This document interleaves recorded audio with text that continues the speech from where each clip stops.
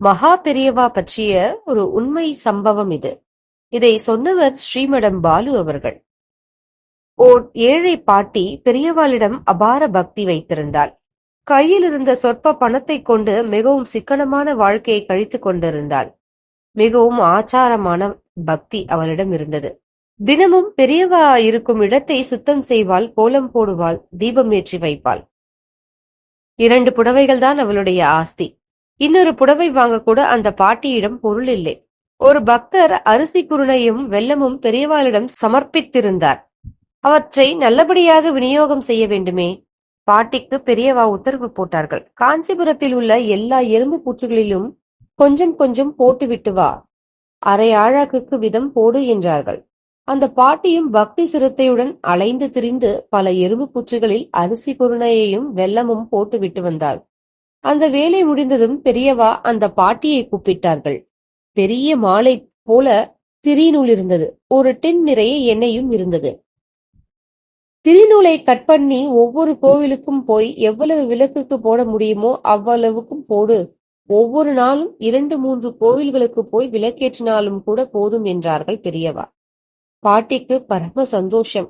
பரம சிரத்தையுடன் நாள்தோறும் சில கோவில்களுக்கு சென்று பெரியவா உத்தரவை நிறைவேற்றி வந்தாள். சில நாட்களில் இந்த கைங்கரியம் நிறைவு பெற்றது. அந்த செய்தியையும் பெரியவாளிடம் தெரிவித்தாள் பாட்டி. பாட்டியின் பணிகள் முடிந்து சில நாட்களுக்கு பின் ஒரு பெரிய மனிதர் ஆடம்பரமாக மடத்துக்கு வந்தார். பெரிய மனுஷ தோரணை, அகங்காரம். சகசர போஜனம் செய்துட்டு வந்திருக்கேன், லட்ச தீபம் போட்டிருக்கேன் என்று தற்பெருமை தோணிக்க பெரியவாளிடம் சொன்னார். பெரியவாளுக்கு அவருடைய அகம்பாவம் புலப்பட்டது. தர்ம காரியங்கள் செய்துவிட்டு அதை பற்றி பேசிக் கொள்வது புண்ணியத்தை தராது. தர்மம் செய்தவருக்கு நற்பலன்கள் கிடைக்காமல் போய்விடும். வினயத்துடன் சொல்லியிருந்தால் பெரியவா சந்தோஷப்பட்டிருப்பார்கள். ஆனால் அந்த பெரிய மனிதர் அகம்பாவத்துடன் பேசினார். பெரியவா சொன்னார்கள், இங்கே ஒரு பாட்டி இருக்கா. அந்த அம்மா லட்ச போஜனம் செய்திருக்காள், பல லட்ச தீபம் போட்டிருக்காள்.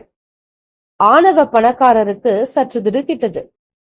யார் அந்த பாட்டி, அவ்வளவு பெரிய பணக்காரி என்று தெரிந்து கொள்ள வேண்டும் என்று ஆர்வம் பிறந்தது. பெரியவா அந்த பாட்டியை அழைத்து வர சொன்னார்கள். இவள்தான் அவ்வளவு பெரிய உத்தமமான காரியம் செய்தவள் என்றார்.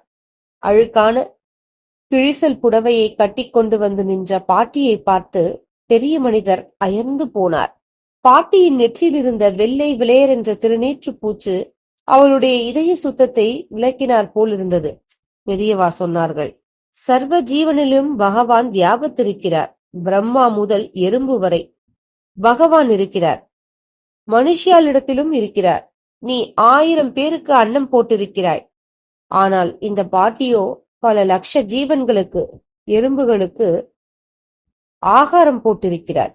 ஏதோ ஒரு கோயிலில் லட்ச தீபம் போட நீ திரவியம் கொடுத்திருக்கே.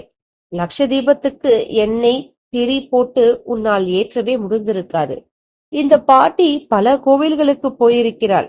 பக்தி சிரத்தையாய் அகழ் வாங்கி எண்ணெய் ஊற்றி திரி போட்டு தன் கையாலேயே தீபம் ஏற்றியிருக்கிறாள். கேட்டுக்கொண்டிருந்த பிரமுகர் தலை குனிந்தார். பெரியவாளிடம் பவ்யமாகவும் அகங்காரம் இல்லாமலும் பேச வேண்டும் என்பதை புரிந்து கொண்டார்.